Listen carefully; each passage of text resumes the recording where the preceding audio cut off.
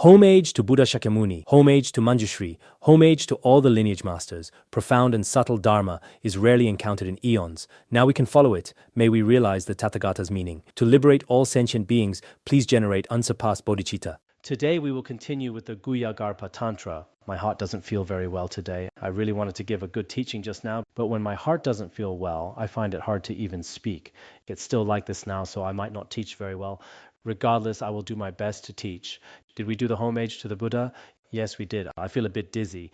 Next, we will discuss two types of deities. One is the genuine deity of the nature of phenomena, and the other is the symbolic deity of conditioned phenomena. The genuine deity of the nature of phenomena refers to the fact that the nature of all phenomena is the union of wisdom and emptiness. This state is only truly realized by bodhisattvas on the eighth bhumi or above, or at the level of Buddhahood. The deities we discussed yesterday in reality are pure deities and pure mandalas. It is indeed very difficult for us to grasp this truth right now.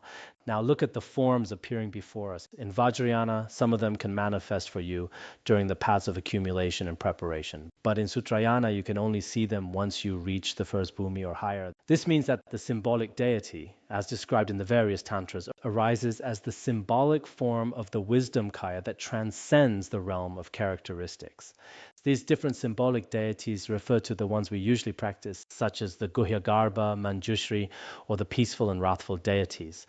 The descriptions of these deities vary in their respective tantras. This means the wisdom that transcends all characteristics actually manifests in a form of wisdom. As mentioned before, the nature of reality is the union of appearance and emptiness. But when this nature manifests before sentient beings, it takes on a certain form. What are these forms like? The symbolic form mentioned here doesn't necessarily refer to hand mudras. It means it appears as a form. In other words, the symbolic deity appears with faces and arms as the peaceful and wrathful principal ones and their retinues, including the entire support and supported mandala.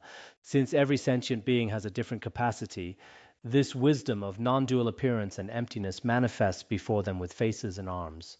Some appear as wrathful, some as peaceful, some as the principal deity, and some as the retinue. Some appear as the environment and its inhabitants, the support and the supported, and so on. So in the process of practice, why are there so many deities and so many pure lands? Why are there so many wrathful and peaceful deities? Actually, all these deities manifest outwardly according to the different conceptual thoughts of each sentient being. Once our conceptual thoughts are completely purified, such appearances won't exist at the stage of Buddhahood. But until we reach that state, as we practice along the path, when you reach a certain level of the union of appearance and emptiness, these forms of the deities will manifest before you. In this way, given that phenomena are a single nature in the space of the evenness of appearances and emptiness, the wisdom Vajrakaya is pure as the nature of the principal one of the mandala. Because within the Dharmadhatu of non-dual appearance and emptiness, all phenomena share one taste, one essence, and one single principle. This pure wisdom kaya can manifest as the principal deity, such as Samantabhadra. For example, the mind is of a single luminous nature. So what does it manifest as during our practice? It can manifest as a single principal deity like Samantabhadra, Vairochana, or Amitabha. It can appear as just one deity. Moreover, the three doors abide as three Vajras, so they represent the three families. When our three doors of body, speech, and mind are purified, they become the Vajra body, Vajra speech, and Vajra mind. When they abide as these three Vajras, they manifest as the Buddhas of the three families. We also discussed this when studying the ascertainment of the three types of vows. Kriya Tantra speaks of three families, Charya Tantra of 4, and Yoga Tantra of 5. Generally, from Yoga Tantra upwards, we speak of the 5 Buddha families. The 5 aggregates are pure as the 5 families, and they are included in the 100 families, which are further increased to become the inconceivable number of families of the magical manifestation matrix. Since even the nature of a single phenomenon is naturally pure and never wavers from the state of great purity and great evenness. In other words, since each sentient being has different conceptual thoughts and circumstances, for instance, the purified 5 aggregates manifest as the 5 Buddhas of the 5 directions. The purified 5 elements manifest as the 5 female Buddhas, and so on. Depending on the capacities, conceptual thoughts, and the number of elements and aggregates, deities can manifest in the form of the 5 families. Because the various deluded thoughts and subtle attachments of sentient beings are all different, for this reason they can also manifest as the 42 peaceful and 58 wrathful deities, totaling the 100 deities. They can even manifest as 360 or 2160 and so on. This goes on to an infinite number of Buddhas, Dharma protectors, and wrathful forms. All of these can manifest. Sometimes people might wonder, why are there so many deities in union or single forms in Buddhism? One Tantra describes so many deities, while another Tantra describes yet another set of deities. On every Tanka, the faces, colors, and shapes are all different. Why are there so many? In fact, for every sentient being, some can be tamed through the forms described in the Kalachakra Tantra. Others are tamed by the forms in the Chakrasamvara Tantra, and others through the Guhyagarbha Tantra. The number of deities differs from one Tantra to another. However, in their true nature, all these deities are the non-dual union of luminosity and emptiness. As for their manifestation, they appear before sentient beings. Generally speaking, for instance, the 100 peaceful and wrathful deities can manifest before most people. This is often explained in the Liberation Through Hearing. It explains which conceptual thoughts are purified to manifest as the 5 female Buddhas and the 5 male Buddhas, how the 8 great bodhisattvas and all the peaceful and wrathful deities are purified. All components of a sentient being, including the 8 collections of consciousness, the 18 elements, and the 12 sources, all of these are ultimately purified into the deities. Therefore, according to the definitive Tantras, these infinite forms of deities are simply the manifestation of a sentient being's own mind when it is purified. Before our mind is purified, they appear as images. So there is a very important principle here.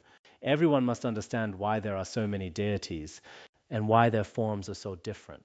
It's because the states of mind they are taming are different, since even the nature of a single phenomenon is naturally pure and never wavers from the state of great purity and great evenness. In truth, regarding their essence, as we just discussed, the infinite magical manifestation matrix is actually the purification of all impure mind. This is how they are classified, and for these reasons, a single phenomenon is entirely great purity and great evenness in its true nature.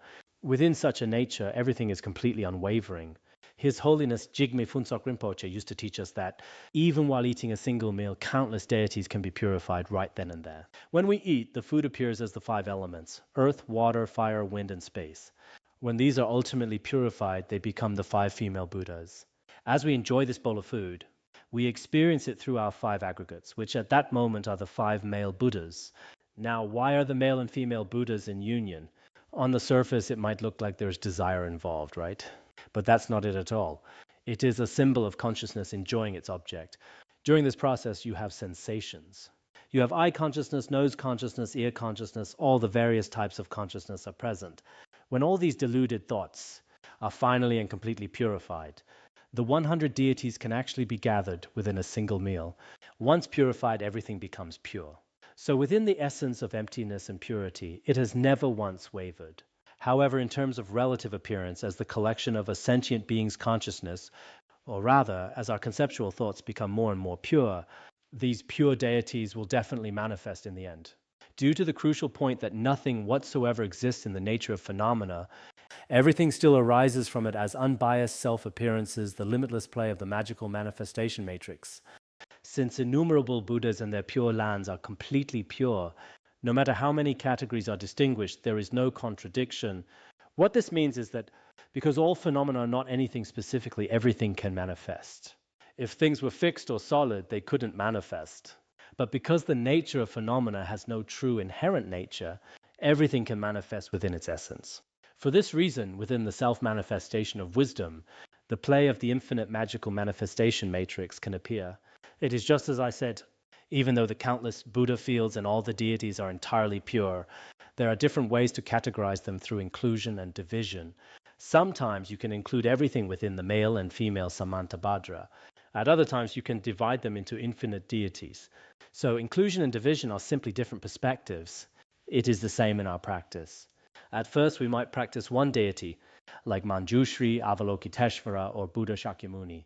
In reality, these are also forms of the deity manifesting outwardly from our purified conceptual thoughts. Our conceptual thoughts can resonate with them, and through this our own consciousness can be purified.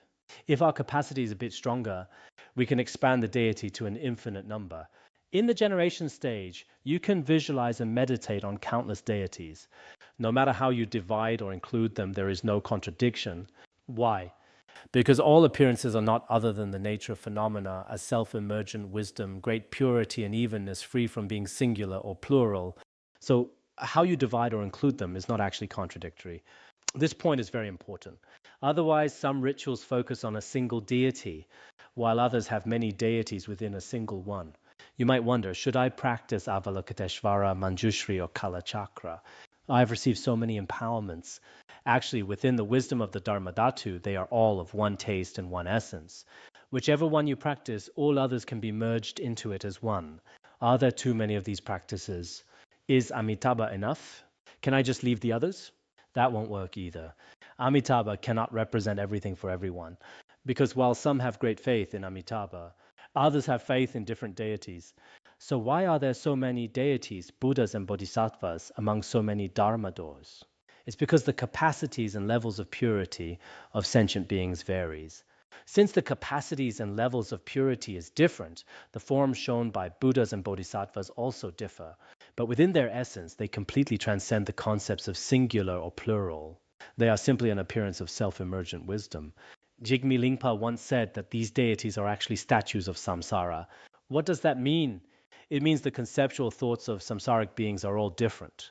These samsaric conceptual thoughts manifest as external forms, like the images of Avalokiteshvara, Amitabha, and the various Buddhas and Bodhisattvas in Vajrayana. It's like the impurities of samsara being reflected in a mirror. By relying on the principle of appearance without inherent nature, our own mind becomes completely pure and can reflect this. That is the meaning. Based on the reasons mentioned and according to the individual enumerations of deities, a variety of methods are taught throughout the classes of Tantra to introduce purity. Because of this, there are so many different practices in the terms of Tibetan Buddhism. It's the same in Chinese Han Buddhism. Especially in the Tang Dynasty esoteric Buddhism, there are many deity practices. And within the Gelug and Nyingma schools today, the number of deity practices is also very large. What is the reason? It's because the capacities and levels of purity of sentient beings is different. Therefore, the forms Buddhas and Bodhisattvas manifest before them are all different. The way of revealing great purity is also as stated in this Tantra. Having realized the universe, inhabitants, and mind screams to be pure. The Guhyagarbha Tantra says, when you realize this, the 5 elements of the universe become the 5 female Buddhas. The 5 aggregates of the inhabitants become the 5 male Buddhas. And the continuum of the 8 collections of consciousness becomes the male and female bodhisattvas and protectors. All of these are completely purified. Thus, and the quote continues, in the space of the mandala of the secret vital essence, the elements are the consorts of the prajna family. The mandala of the secret vital essence refers to the Buddha nature within our hearts. In some Vajrayana Tantras, it is described as a Buddha nature that has form. This Buddha nature is actually non-dual with the female Buddha of the wisdom of the great elements. The great elements are the Buddha family, the bodhicitta is the gathering of the Vajra, and all sense organs, objects, time, and awareness are the mandala of Kuntuzangpo. In other words, the Buddha nature and the Bindu mentioned before, this manifestation is actually the gathering of the Vajra in appearance. The gathering of the Vajra is a gathering that is non-dual with the principal deity. This gathering includes our senses, objects, consciousness, and awareness. All of these are perfected as the forms of Buddhas and Bodhisattvas within the mandala of Samantabhadra, seen with the surpassing 5 wisdoms of the Buddhas. Thus it is revealed, all these are the 5 supreme wisdoms of the great principal deity, Samantabhadra. They are explained as manifesting these 5 wisdoms before sentient beings or noble beings. In other tantras, such as the Hevajra, it also states, all sentient beings are actually Buddha, yet are obstructed by temporary stains. Sentient beings are Buddhas by nature, but temporary obscurations cover them. So in terms of appearance, there is still a significant distance between sentient beings and the Buddha. This Tantra tells it to you straight. Sentient beings are Buddhas. It is just that there are some temporary obscurations. Thus, and in the Kalachakra, it states, since all sentient beings are Buddhas, there is no greater Buddha existing in this world. Every sentient being is actually a Buddha. Within this world, you will never find another true perfect Buddha, Tathagata, or enlightened one outside of yourself. Thus, and in the all-engaging Yogini Tantra, it states, all wonders are the nature of 5 Buddhas appearing like dancers or exquisite art. That which is called exaltation means oneness, and through this expression, the dance of many are performed. This means that, in reality, all sentient beings possess the nature of the 5 Buddha families. In terms of appearance, it is like a dancer or a painter. Take a dancer, for example. They can play a celestial being in the morning and a hungry ghost in the afternoon. They put on all these different shows. But behind the costume, it is all just the manifestation of a single person. Or look at a painter. They paint mountains, rivers, and people on a wall or a flat piece of cloth. Everything looks so real. You see depth, you see heights, you see high and low. But in reality, these are all just different colors on a surface. There is no actual height or depth in the painting itself. It's the same for us. All these deities and all these appearances are of one taste and one essence within the wisdom of great bliss. There is no better or worse. It's just a magical dance appearing differently to different sentient beings. Thus, and in the Haruka Galpo it states, in the causal vehicle of characteristics, it is known that sentient beings possess the root cause for Buddha, while in the resultant vehicle of mantra, it is known that the mind's nature is Buddha. This quote means that the causal vehicle refers to the Sutrayana. In the Sutra tradition, sentient beings are seen as the cause for Buddhas. You practice now while you are still at the causal stage, and eventually, because of that practice, you will attain Buddhahood. Sentient beings are the cause, and the Buddha is the result. But in the resultant vehicle of secret mantra, your mind's nature right now is the Buddha. You just have a little bit of external obscuration on you. By practicing on your own primordial nature, you will eventually attain Buddhahood. So there's a difference here. The Sutra vehicle views the relationship between sentient beings and the Buddha as one of cause and effect. However, Tantra views it as the relationship between the remover and the removed, or the purifier and the purified. This is also mentioned in the Finding Rest in the Nature of the Mind, perhaps in the 8th chapter or near the end, where it specifically quotes a teaching on this. Furthermore, according to the Great Common Vehicle, it states, phenomena are always fully awakened. Thus it is taught. In the true nature of reality, all phenomena are already perfect Buddhahood. Whether it is the mountains, rivers, the earth, or all sentient beings, right now they are all the perfect enlightenment of the Tathagata. Such teachings also exist within the Sutra tradition. However, these specific teachings are not very common there. In the sutras, it is presented in a more hidden way. What is the key point that everyone must understand from all of this? You must understand that right now sentient beings are no different from the Buddha. Why does secret mantra focus on primordial purity? Why does Zen focus on awakening in this very moment? It's because the nature of mind is already there. The only difference is whether you recognize it or not. The great masters of the past have recognized the true nature of their own minds. We haven't recognized it yet. That is the only difference. Aside from that, there is no difference. So look inward. The Buddha is right here, right now. Of course, in some provisional teachings, the Buddha is described as being very far away.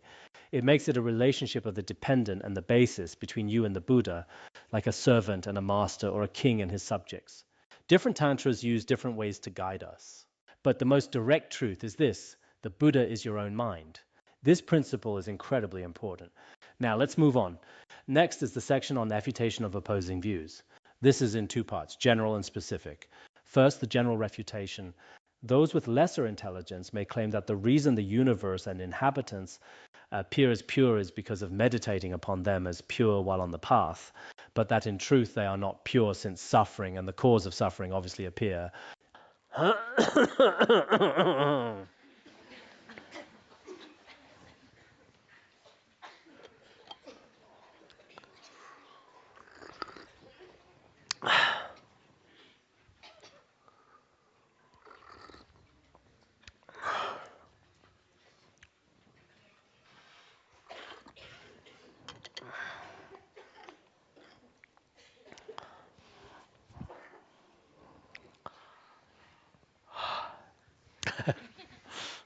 I'm feeling a little sleepy. I wonder why. Usually the teacher doesn't get sleepy, but the students do. But today it's the opposite. You all look very energetic and I'm the sleepy one. I hope I don't fall asleep on this throne. If I do, please wake me up, okay?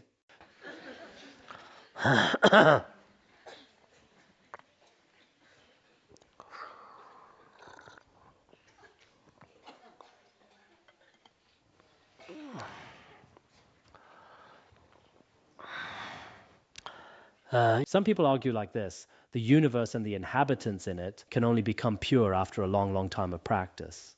They see the universe as a cause for purity, and they think the inhabitants will only eventually become pure through practice. They say it's definitely not pure right now. Why? Because we see with our own eyes that everything is full of suffering and affliction. On the surface, their logic seems okay. Their argument is the universe and inhabitants are not pure because we currently see suffering and affliction as their nature. What do we actually see right now? We see suffering. We see that the sentient beings are impure. Where is this purity they talk about? So the entire vessel world is the same. You see, it is dirty, messy, and poor. No matter where you go, it's pretty dirty and messy. It doesn't look like a pure land. The world of sentient beings is the same. Look at us. We have afflictions, pain, wrinkles, runny noses, tears, and so on. It looks like we are full of karma and affliction. This is what we see. Now, someone might challenge this by saying, wait a minute, isn't direct perception the most reliable way to know anything? In logic, everything we infer must be rooted in what we actually see and experience. And right now, I clearly see that people are not pure, and this world is definitely not pure. But right now, there is no way they are pure. That's their argument. They are trying to use formal logic to prove their point. In our system, it is also accepted that those with impure intelligence and vision perceive the appearance of things as impure. Before ordinary beings who possess karma and afflictions but have not yet attained the bhumis, the entire vessel world and the world of sentient beings look messy, dirty, and full of affliction. That is a fact of our current experience.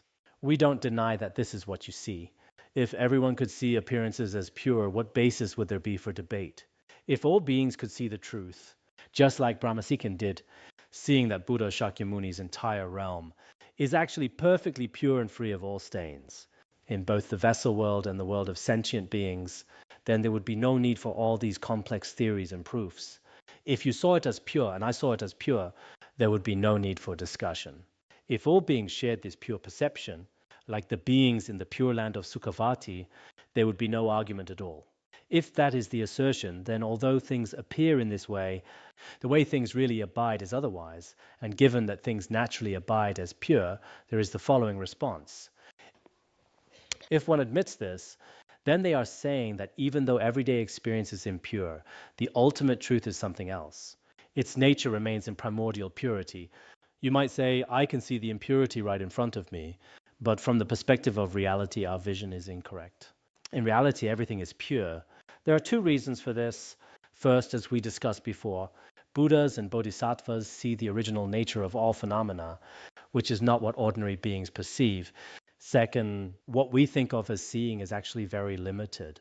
You think your eyes are seeing an impure world, but the truth is you are completely blind to the pure part. When you look at a pillar or a vase, they are actually impermanent, yet your eyes cannot see them changing in every single instant. Or take the human body, it has no pure essence, yet we can't see its true nature either. Our eyes, ears, and nose, they all deceive us. So while things appear impure, they are pure in reality. It is not necessary to see things as they truly are. Once we understand this, it becomes clear. What appears to us is not the way things actually are, because through confusion, the tainted mind perceives them mistakenly, similar to how visual cognition may mistakenly perceive a white snow mountain as blue, just as someone with an eye disease sees a snow mountain as yellow and perceives a white conch shell as yellow as well. Therefore, in the root stanzas of the middle way, it states, when emptiness is taken as the argument, whoever objects and replies will have no response at all. Instead, that response will be the same as that which is being proved. This is what Nagarjuna taught. If proponents of entities argue that phenomena cannot be empty, because karma, reincarnation, and the entire world of objects and beings clearly exist, they may present a million such reasons to prove that things are solid and real, but every single reason they provide is itself empty of inherent nature. Whatever example they offer, we can immediately show that it lacks a solid core. Thus, the proof is just as unestablished as the thesis they seek to prove. For instance, we say that all phenomena are empty. They counter, that's impossible. I see this vase right here, therefore it's not empty. But we ask, is the vase itself solid? No, the vase is empty too. They argue, phenomena cannot be empty because reincarnation and karma are undeniably real. I've heard some teachers say everything is empty except for karma. But you must never say karma is not empty in the ultimate sense. If you say karma is not empty, your reason becomes identical to your thesis. Both remain unproven. When you analyze the nature of karma, how could it not be empty? It is absolutely empty. So in a debate, when someone tries to use a bunch of examples to disprove emptiness, we can easily refute them by showing that their reasons are as unproven as their thesis. Anyone who has studied the middle way should understand this principle. From ordinary phenomena up to the Buddha's nirvana, across all pure and impure states, you will not find a single thing that is not empty. When you apply this reasoning to analyze any phenomenon, not a single non-empty entity remains. We need to be very clear on this. For example, when phenomena are proved to be empty, whatever is used to prove the lack of emptiness, such as the phenomena of karmic causes and results and samsara and nirvana, but it turns out that their proofs are just as empty as the things they were trying to prove. This actually proves that their arguments have no solid existence. All these attempts to prove that things aren't empty actually end up helping us prove that they are empty. It's like adding fuel to a fire. The more wood you throw on, the bigger and brighter the fire burns. It's the same here. No matter how many examples they give to say things are solid, every single one of them is immediately burned away by the fire of wisdom. In the entire scope of everything we can know, there isn't a single thing that isn't empty. So, logic that refutes emptiness cannot be found in the domain of that which is knowable. The domain of that which is knowable means all phenomena, every single thing in the world. In this whole world, within this entire range, you can never find one thing that is solid or not empty, no matter what it is. Some people might say, well, surely the Buddha nature isn't empty. But when we look at the essence of Buddha nature through the lens of the middle way, we see that it too is empty. Mipham Rinpoche has explained this very clearly. He cautions, you must not perceive Buddha nature as some concrete entity hidden within the collection of the six consciousnesses. If the six consciousnesses themselves are all proven to be empty, then where would this Buddha nature be hiding? It's not like there's a tiny solid object tucked away inside you, remaining forever permanent and unchanging. If you think that, then you haven't really understood what Buddha nature is at all. So the point is, among all things in the world, nothing is not empty. You won't find a single exception. Whether using the reasoning of neither one nor many or the diamond fragments, when you use these tools to look at reality, everything in the end is realized as empty. Likewise, even here, no matter to what extent phenomena are proved to be impure, the proof itself is also an object to be proved as pure. Just like any reason you use to prove things are solid ends up proving they are empty. Suppose someone says, this pillar isn't empty because this vase right here exists.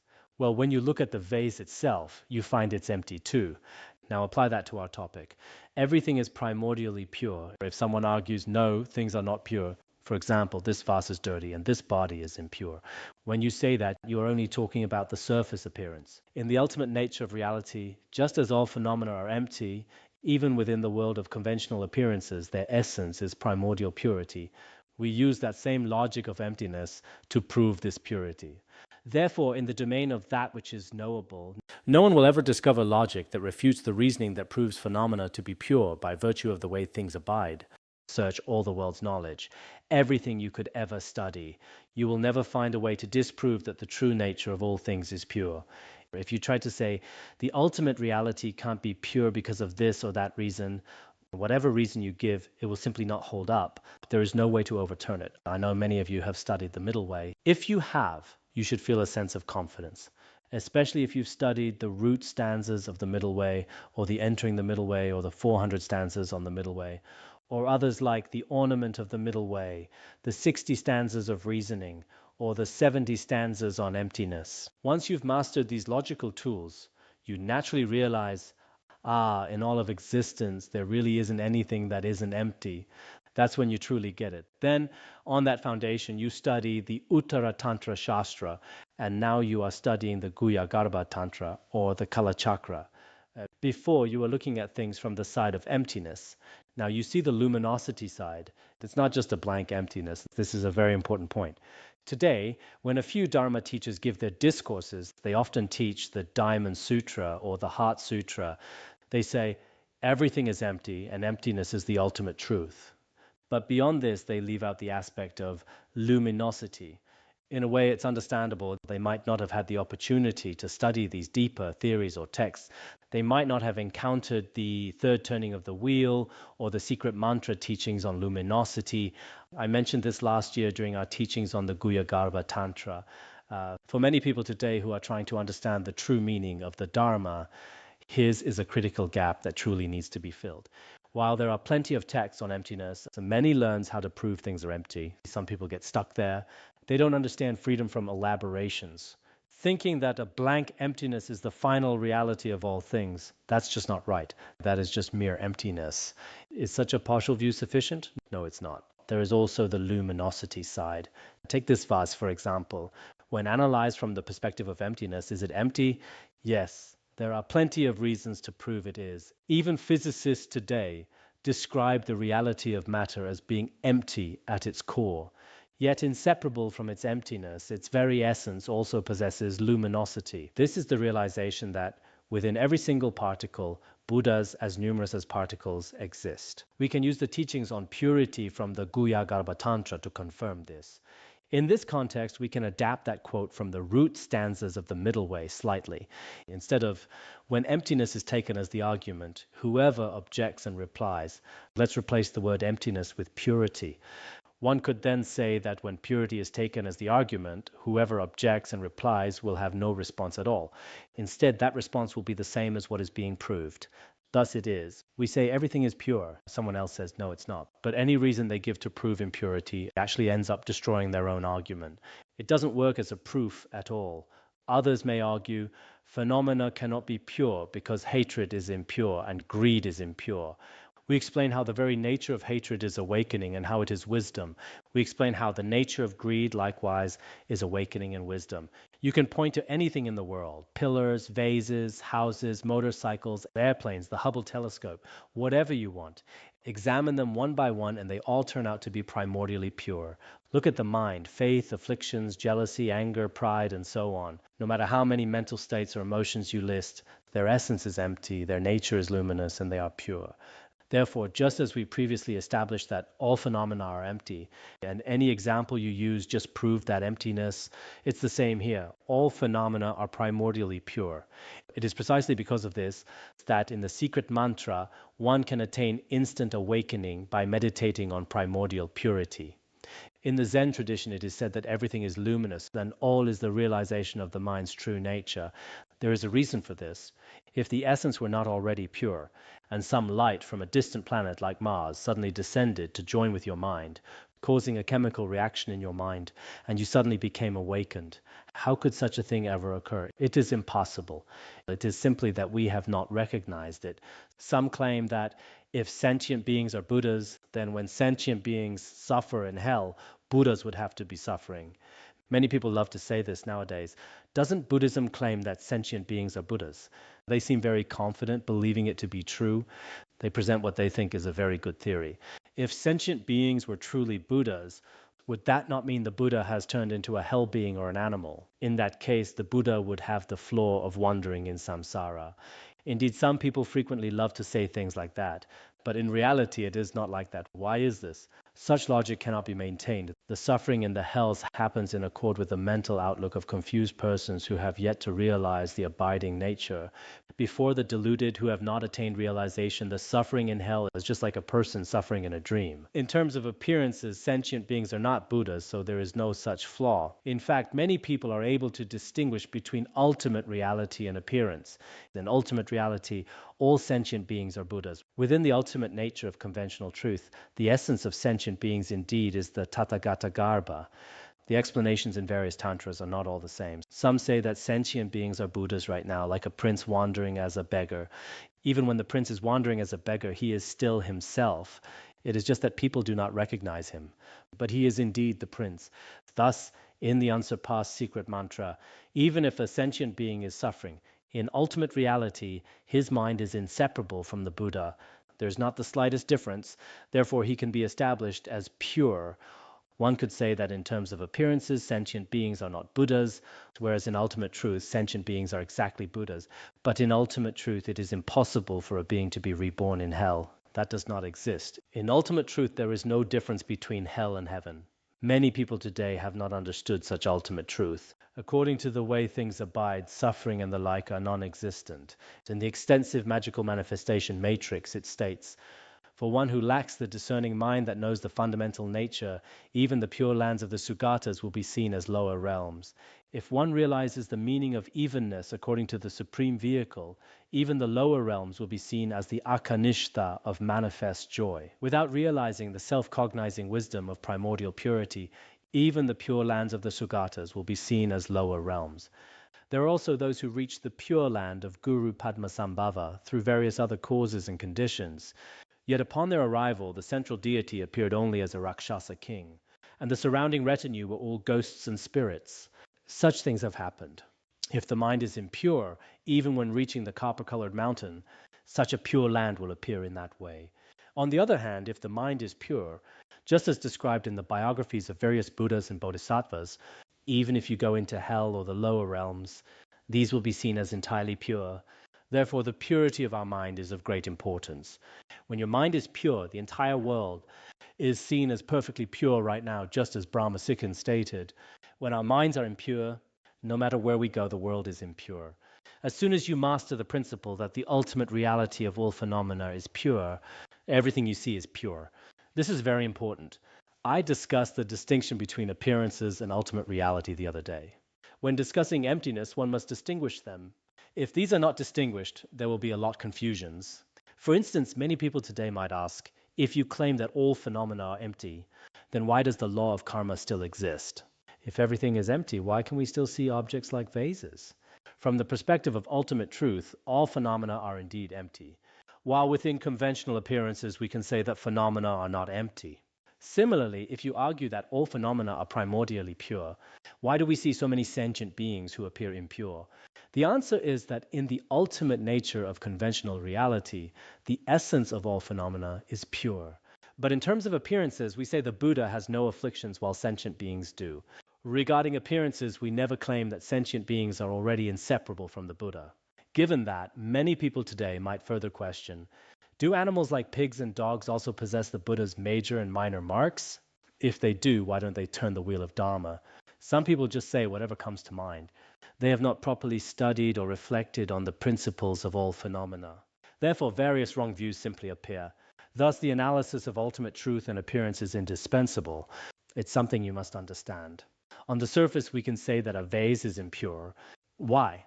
Because it belongs to the truth of suffering and the truth of origin. This can be admitted in terms of appearances. But is the nature of the truth of suffering and the truth of origin reliable?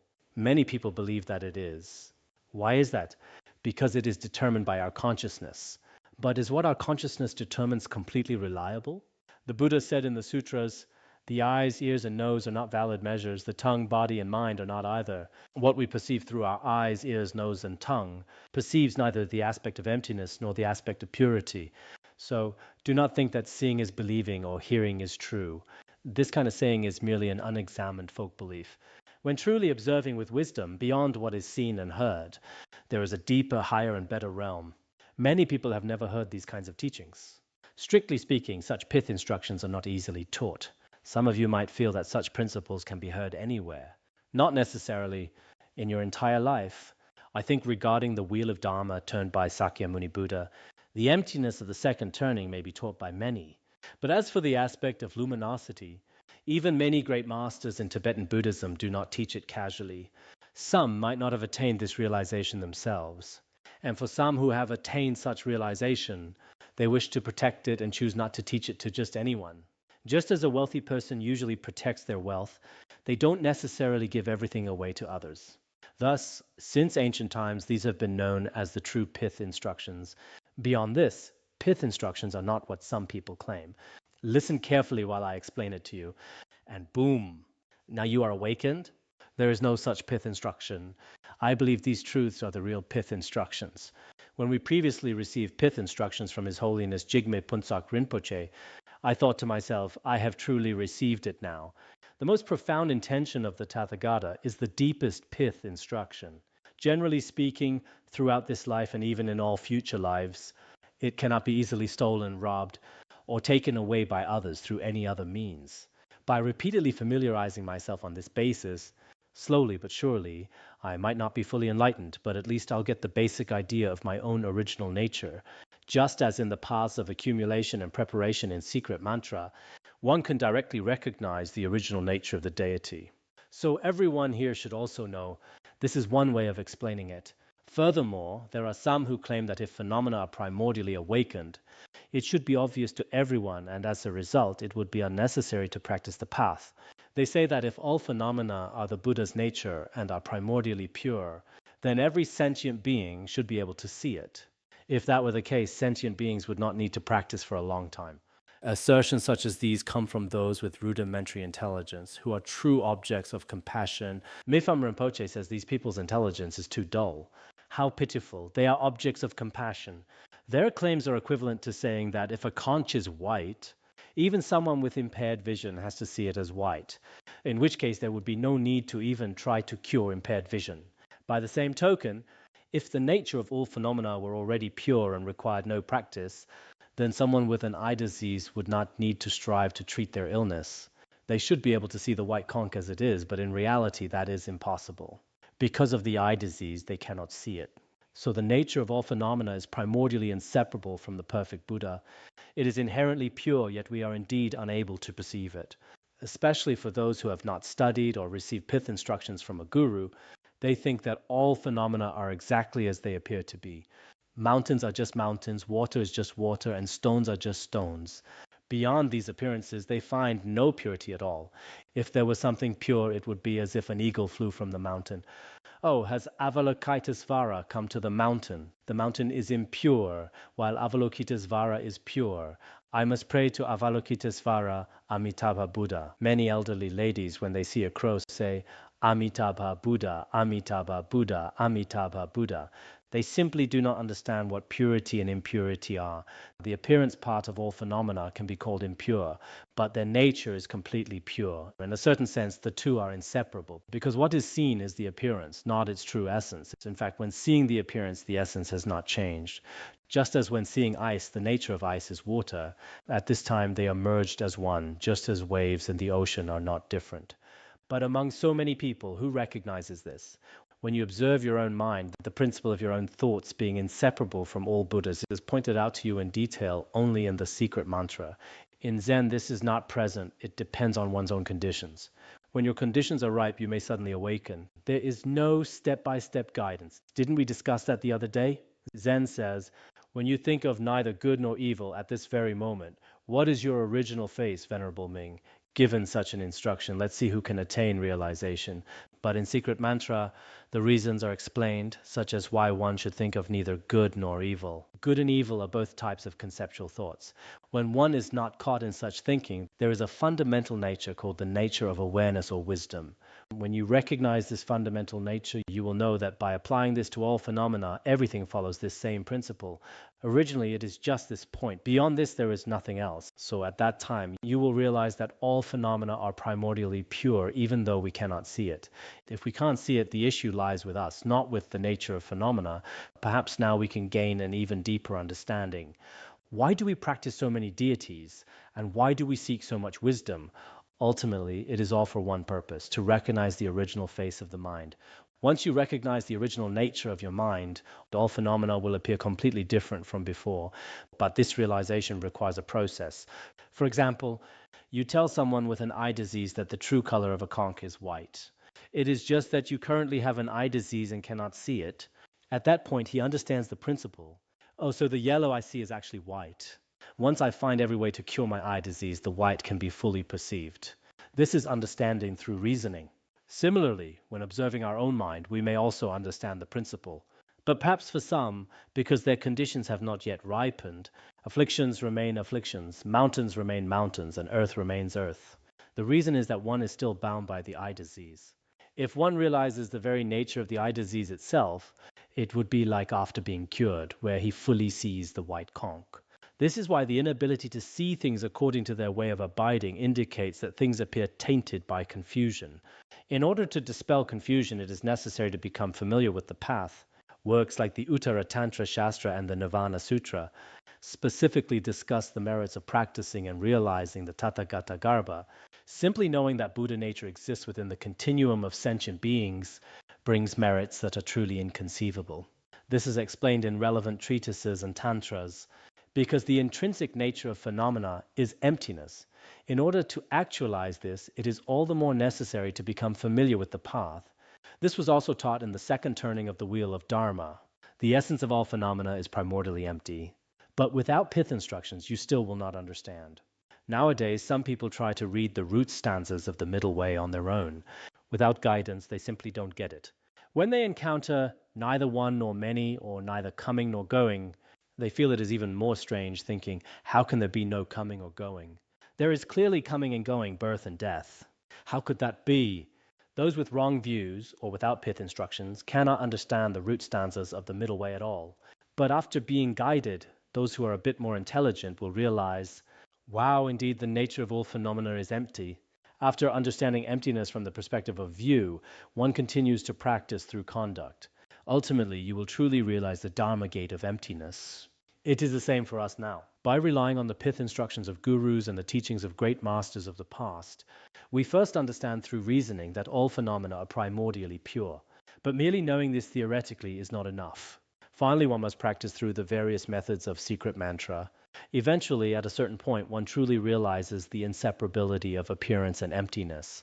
The nature of the mind is neither just emptiness nor just luminosity. When it is luminous, it is empty. When it is empty, it is luminous. The two are completely inseparable.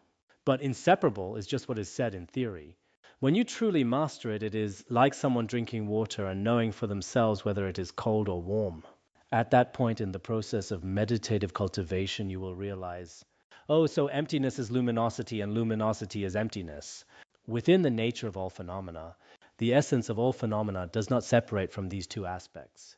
The two are not like a white rope and a black rope twisted together. It is not like that at all. Rather, it is like when the moon is reflected on the surface of a lake. The reflection's appearance and its emptiness are completely without any difference. Through our practice, we will also come to know the principle of the inseparability of appearance and emptiness. At that time, we will realize also in this world, only Sakyamuni Buddha could truly determine the ultimate of all phenomena. It should be like this. If it were not so, and there were another ultimate reality, then no one would ever find it. No matter how clever one is, they could never find any conclusion beyond this truth. You will then truly recall and appreciate such principles. Based on that, however many levels of refutations concerning great purity there may be, one must respond to them in accord with the way it is taught to counter refutations regarding emptiness. If someone wants to refute by saying, your claim that all phenomena are pure is incorrect, then all such sequences, theories, and statements should be addressed using Madhyamaka reasoning. Substantialists have many arguments claiming that phenomena are not empty. In the root stanzas of the middle way, various reasonings are used to refute these and provide them with answers. In the same way, we also use this method to refute them. The reasoning changes slightly. For example, if someone argues that all phenomena cannot be empty because samsara exists, or if someone says all phenomena are not pure because samsara exists, we would say that samsara itself is pure. The reasons why samsara is pure can be listed for them one after another. By doing so, one eventually understands completely that all phenomena are indeed both empty and luminous. The primary purpose of teaching secret mantra this time is this.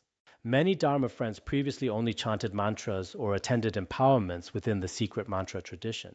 Beyond that, they had never recognized the primordial purity of secret mantra through theory and pith instructions. I think for many of you who may not have heard these pith instructions before, it should be your first time recognizing and understanding the Buddha's true luminous truth. I believe such truth is exceedingly rare and precious. I hope that once you have received it, you will keep it deeply in your heart. Otherwise, it's hard to say if one will have many such opportunities in a single lifetime. Since purity and evenness are mutually supportive, these two support each other, luminosity and emptiness. Actually, evenness here is generally understood through the principle of great emptiness. Purity and evenness are mutually supportive. The key point is that the process of reasoning is identical as well. The application of logical reasoning is the same. When you speak of purity, it is because all phenomena are emptiness. When using the theories and reasonings of the Sutrayana to investigate, purity is also investigated using the reasoning from the root stanzas of the middle way. The key points are basically the same, even if not every method of reasoning is identical. Both purity and evenness constitute the nature of things. And because this is supreme, establishing great purity is a factual and extremely potent reasoning that cannot be defeated by anyone. This is established through the reasoning of the nature of things. It isn't as if things weren't originally pure, and we tried everything possible to slap a pure label on them. It's not like that. The mind is primordially pure, and all phenomena are primordially pure. This is established by the reasoning of the nature of things. It's just that many people do not understand this reasoning. It is very pitiful. Mifam Rinpoche said they are objects of extreme compassion. So the sentient beings nowadays are indeed very pitiful. They understand neither emptiness nor luminosity. Every day it's just money, money, money, constantly seeking RMB, USD, and so on. How pitiful, how tragic. Their wisdom is extremely shallow and dull. This is an undeniable fact that no one can overturn. This reasoning of the nature of things is as undeniable as the heat of fire. No one can ever overturn it. In this world, it can be said to be the supreme and unrivaled truth. Just as the logical reasoning used to analyze the ultimate truth is the foremost in the second turning of the wheel, in the third turning and the secret mantra, the reasoning that determines all phenomena as inherently pure is the supreme logic. Everyone must understand this. All right, that is all for today.